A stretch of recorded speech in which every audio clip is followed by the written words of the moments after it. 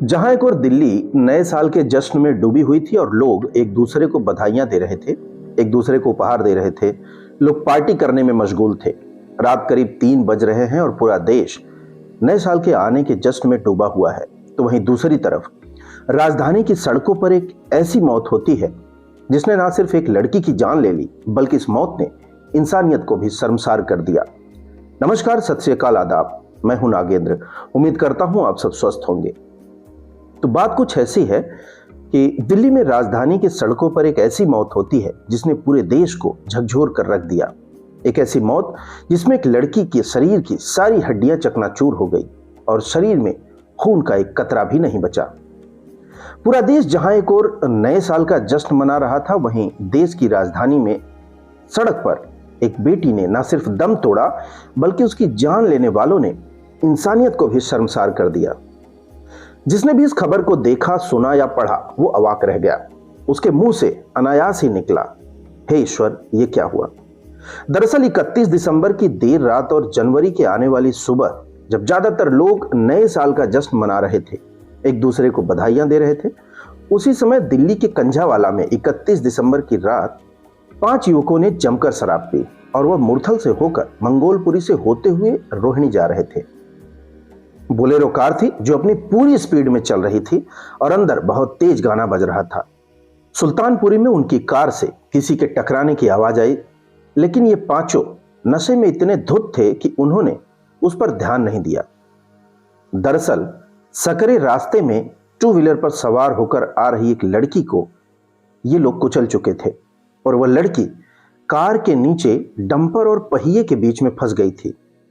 लेकिन ना तो इन दरिंदों ने कार को रोका, बल्कि उस युवती को पूरे 13 किलोमीटर तक घसीटते हुए कंझावाला गांव तक ले गए, जहां कंझावाला जिले के थाने को किसी राहगीर ने फोन कर बताया कि एक तेज रफ्तार कार में एक लाश लटकी हुई है।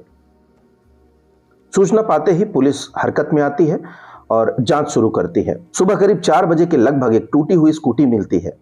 पुलिस अपनी जांच को आगे बढ़ाती है, लेकिन करीब सुबह 4:15 बजे पुलिस को एक लाश मिलने की सूचना मिलती है। कोई भी राहगीर या कोई पुलिस कुछ नहीं कर पाता, क्योंकि तब तक काफी देर हो चुकी थी। नशे में धुत युवक उस युवती को कुचल चुके थे उसके मां बाप के सपनों को और छीन चुके थे उनकी बेटी की जिंदगी को। कार जब तक रुकी तो लोगों ने जो मंजर देखा वह शब्दों में बयां कर पाना मुश्किल है। युवती के शरीर पर एक भी कपड़ा नहीं था। सारी हड्डियां और पसलियां टूटकर चकनाचूर हो चुकी थी। सड़क से रगड़कर शरीर का पिछला हिस्सा लगभग पूरी तरह खत्म हो चुका था। एक पैर जो टूटकर कहीं रास्ते में गिर गया था, तो वहीं दूसरा पैर पूरी तरह टूटकर घूम चुका था। खून इतना बह चुका था कि लाश के अंदर एक कतरा भी नहीं बचा था। आरोपियों को पुलिस गिरफ्तार कर लेती है, जिनकी पहचान दीपक खन्ना, अमित खन्ना, कृष्णा, मिथुन और मनोज मित्तल के रूप में होती है। अब पुलिस आगे की जांच कर रही है। जहां एक और इस दर्दनाक हादसे को लेकर लोगों के मन में बेचैनी है, तो वहीं इन युवकों को लेकर गुस्सा भी। परिवार की कमाने वाली एक लौती लड़की, जिसने अपने पीछे 2 आश्रित भाई और एक मां, जिसकी दोनों किडनी फेल हो चुकी है, को छोड़ जा चुकी है।